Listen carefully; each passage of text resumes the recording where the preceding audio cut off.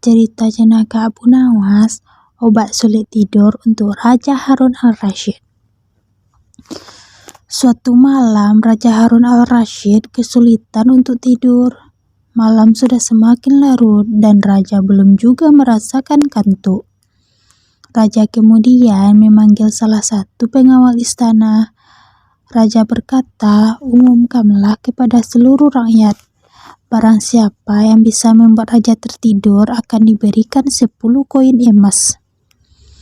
Pengawal istana kemudian bergegas memberikan isyarat kepada bawahannya agar bergerak cepat untuk mengumumkan titah raja kepada rakyat. Setelah itu datanglah 2 orang yang kebetulan malam itu ia juga kesulitan untuk tidur. Mendengar penjelasan dari pengawal istana, mereka berminat untuk mengikuti sayembara. Kedua peserta tersebut gagal membuat raja bisa tertidur. Cerita yang dibawakan 2 peserta pertama justru malah membuat raja semakin sulit untuk tertidur. Hingga sampailah Abu Nawas yang menawarkan diri untuk mengikuti sayembara. Setelah dipersilahkan, Abu Nawas mulai bercerita, "Baginda, dahulu ada seekor raja semut yang kurang kerjaan. Ia masuk ke kuping sebelah kanan seseorang yang sedang tidur. Keluar lagi, masuk lagi, keluar lagi. Kemudian masuk lagi ke kuping kiri. Keluar lagi, masuk lagi, keluar lagi."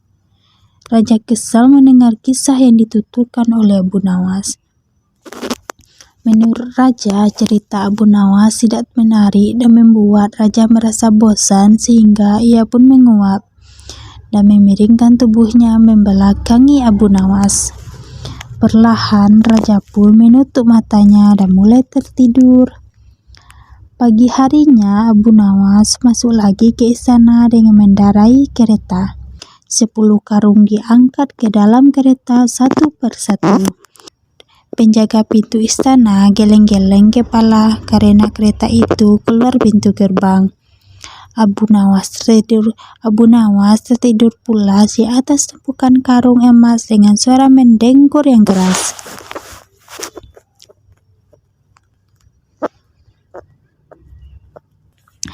Cerita Jenaka Abu Nawas, istana raja hancur karena lalat.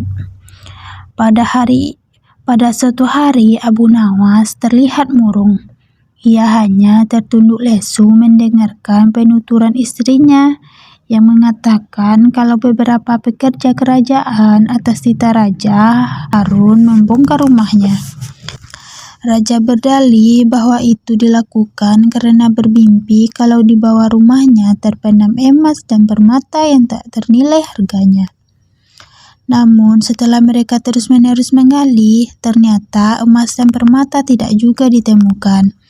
Parahnya, sang raja juga tidak mau meminta maaf dan mengganti rugi sedikit pun kepada Abu Nawas. Karena itulah Abu Nawas sakit hati dan memendam rasa dendam kepada perusak rumahnya. Lalu Abu Nawas memeras otak, namun belum juga ia temukan muslihat untuk membalas perbuatan baginda.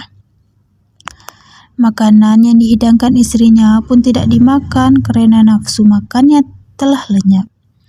Keesokan harinya, Abu Nawas melihat banyak lalat-lalat mulai menyerbu makanannya yang sudah mulai basi. Begitu melihat lalat-lalat itu berterbangan, Abu Nawas tiba-tiba saja tertawa riang seolah mendapatkan ide. "Tolong ambilkan kain penutup untuk makananku dan sebatang besi," kata Abu Nawas kepada istrinya. Dengan wajah berseri-seri, Abu Nawas berangkat menuju istana. Setiba di istana, Abu Nawas membungkuk memberi hormat kepada Raja Harun. Raja Harun terkejut atas kedatangan Abu Nawas di hadapan para menterinya. Raja Harun mempersilahkan Abu Nawas untuk menghadap. "Ampun tuanku, hamba menghadap tuanku. Baginda hanya untuk mengadukan perlakuan tamu-tamu yang tak diundang. Mereka memasuki rumah hamba tanpa izin dan berani memakan makanan hamba, lapor Abu Nawas. Siapakah tamu-tamu tidak diundang itu, wahai Abu Nawas? Ujar Baginda dengan seksama.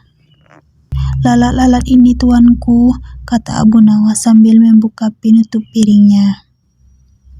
Kepada siapa lagi kalau bukan kepada Paduka junjungan hamba? Hamba mengadukan perlakuan yang tidak adil ini, ujar Abu Nawas sekali lagi. Lalu keadilan yang bagaimana yang engkau inginkan dariku? Tanya Raja Harun penasaran. Hamba hanya menginginkan izin tertulis dari Baginda sendiri agar hamba bisa dengan leluasa menghukum lalat-lalat yang nakal itu, kata Abu Nawas memulai muslihatnya.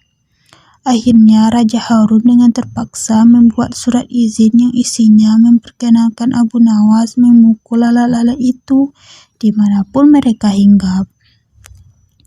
Setelah mendapat izin tertulis itu, Abu Nawas mulai mengusir lalat-lalat di piringnya hingga mereka terbang dan hinggap di sana-sini.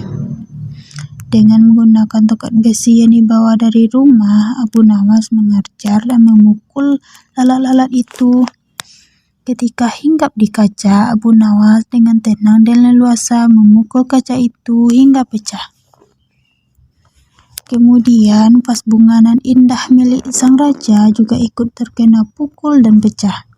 Akhirnya hanya dalam beberapa menit saja seluruh perabot istana hancur berkeping-keping. Raja Harun tidak bisa berbuat apa-apa kecuali menyadari kekeliruannya yang telah dilakukan terhadap Abu Nawas dan keluarganya. Setelah merasa puas, Abu Nawas mohon diri. Barang-barang kesayangan Raja Harun banyak yang hancur. Bukan cuma itu, sang raja juga menanggung rasa malu. Kini ia sadar betapa kelirunya telah berbuat semena-mena kepada Abu Nawas. Tamat. Terima kasih.